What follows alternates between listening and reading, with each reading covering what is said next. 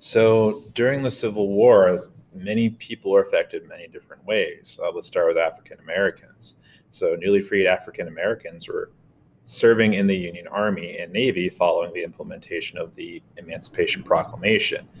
You have to imagine that newly freed enslaved people probably don't want to go back into slavery. And if the Confederacy won, that's exactly what would have happened. So many formerly enslaved African Americans will join the Union Army to make sure that that fate doesn't befall them again. African Americans will serve as part of contraband armies and aboard Union naval ships. And like was mentioned in the last video, enslaved African Americans would seize the opportunity presented by the approach of Union troops to achieve freedom. Take advantage of the chaos to get out of your situation. Now, even though these brave men are joining the Union Army, they are not treated fairly. We still need to keep in mind that racism was very prevalent even in the northern ranks. Okay, many African Americans were served and were treated with discrimination and were eventually paid salaries that were unequal to those of white soldiers.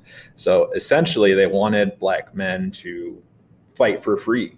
And then even when they got paid, it wasn't as much as white officers. Nobody involved in this is perfect. There's just some people fighting for better causes than others.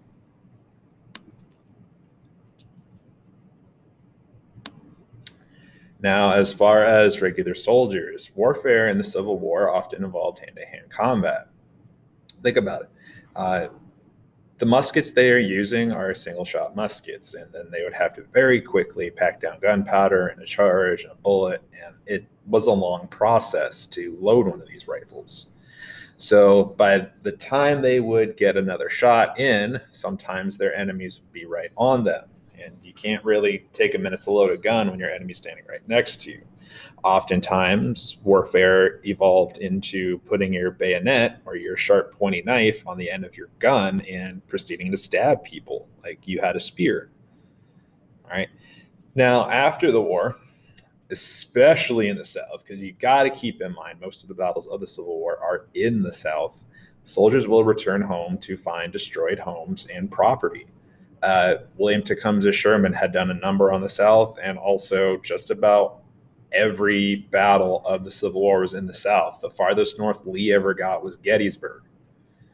Okay, so soldiers would return home to find destroyed homes and property, and soldiers on both sides lived with disabilities.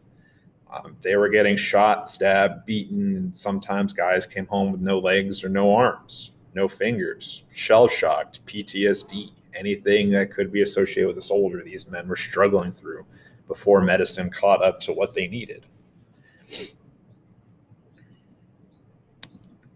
And with the soldiers off at war, that often meant women were left behind to take care of the household. Women, especially in the South, will manage homes and families with limited resources. As the Union Army cut off supplies to Confederate troops, they also cut off supplies to the civilian population. People were starving in the South. Women also often faced poverty and hunger. And in Richmond, there were bread riots where women took to the streets to proclaim they didn't have enough food and smashed up bakeries like you see in the picture. Now, it wasn't all bad. This was actually a great moment in feminism for women. Women will assume new roles in agriculture. Guys aren't in the fields to farm. Enslaved people are going away. Women became nurses. Look up Clara Barton. She was the founder of the Red Cross and got her major start at the Battle of Antietam. And women also participated in war industries. If the guys are in the battle, guess who's making the bullets, the guns, the uniforms? The women are.